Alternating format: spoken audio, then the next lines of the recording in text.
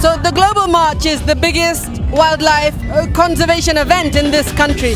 Thousands of people have come from all across the nation, different sectors, people from all walks of life, including children, business people, conservationists, rangers, you name it. I'm glad today I'm here for the first time to this Global March, and it is the spirit of encouraging the youth so that they can be able to be the future defenders of the national heritage or the wildlife heritage.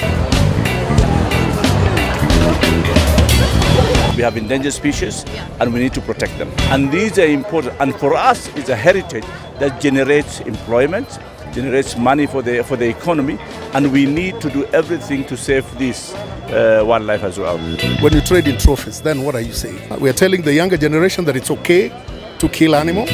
So we want to make sure we can be able to hold on to what we have and even grow it for future generations. So we don't want to have any trade, not only illegal, but even legal trade.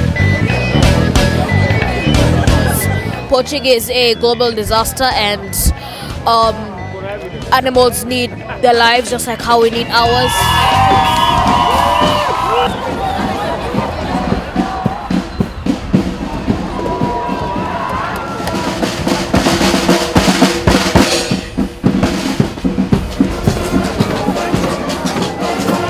I understand the value of our animals in our ecosystem.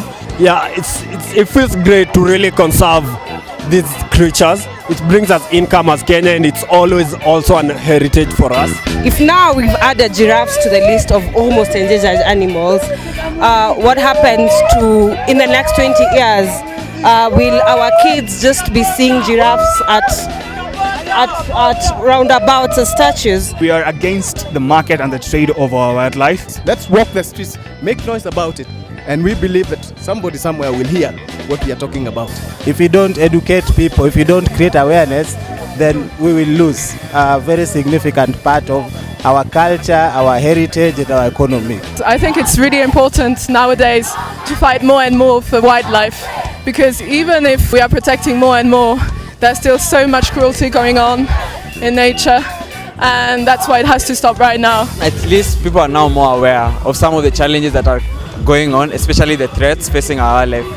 Call it pangolin, our gravy zebras, our giraffes, our elephants. So it's up to us as young people and also the government and those that make policies. How can we come together now to do something for our wildlife? We want to see a rise in participation across the board. All conservation activities and events and projects done by any conservationist will have a higher level of participation because of today.